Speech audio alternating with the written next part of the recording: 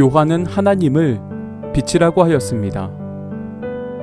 사실 요한이 쓴 요한복음에도 보시면 빛이라는 단어가 자주 등장합니다. 요한은 예수님을 빛이라고 고백합니다. 그렇다면 요한이 고백한 빛의 의미는 무엇입니까? 바로 참 빛입니다. 세상의 생명의 빛입니다. 그 빛이 세상에 오신 것입니다. 그러나 빛이 세상에 왔으되 어두움에 속한 인생들이 영접하지 않았습니다. 빛 대신 예수님을 영접하면 좋을 터인데 아직까지도 빛 대신 예수님을 모르는 이들이 너무나도 많습니다. 그렇다면 빛 대신 예수님을 영접한 사람들은 어떻게 되겠습니까? 빛의 자녀가 되는 것입니다.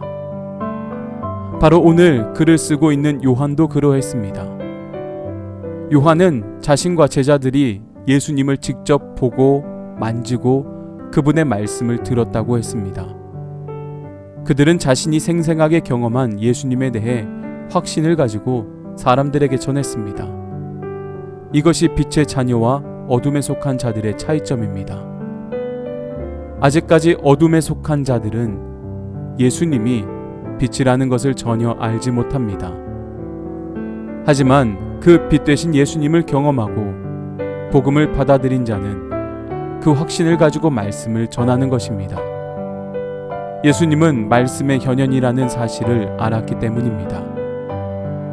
믿는 자들은 확신이 있기 때문에 복음을 전할 수 있는 것입니다.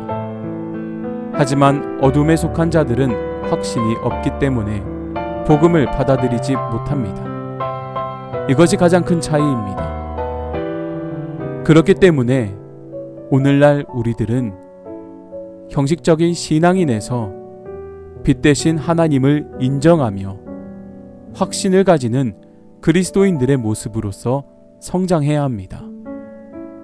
하나님 말씀을 매일 깊이 묵상하며 성령의 음성에 귀 기울여 끊임없이 빛 대신 하나님을 경험하고 그 어둠에 속해 있는 수많은 영혼들을 구원의 길로 인도해야 합니다.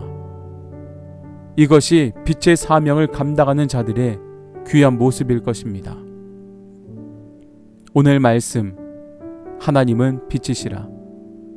그에게는 어둠이 조금도 없으시다는 것이니라.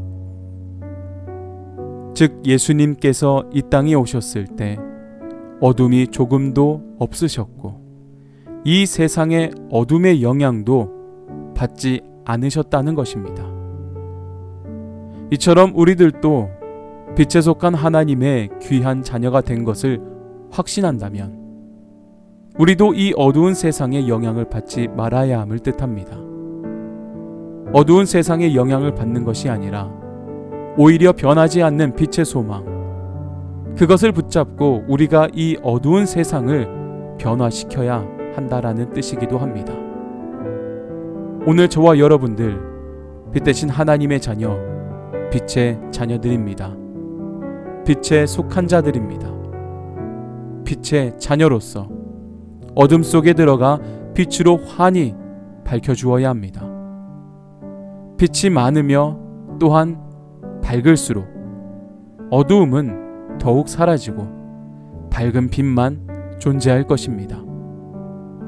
우리 모두가 강력한 빛의 말씀이 되어서 어두운 이 세상을 보다 더 밝고 환하게 비칠 수 있는 거룩한 하나님의 자녀들, 바로 작은 예수로서의 환한 빛의 사명을 감당하는 우리 모두가 될 수 있기를 주님의 이름으로 간절히 축복합니다.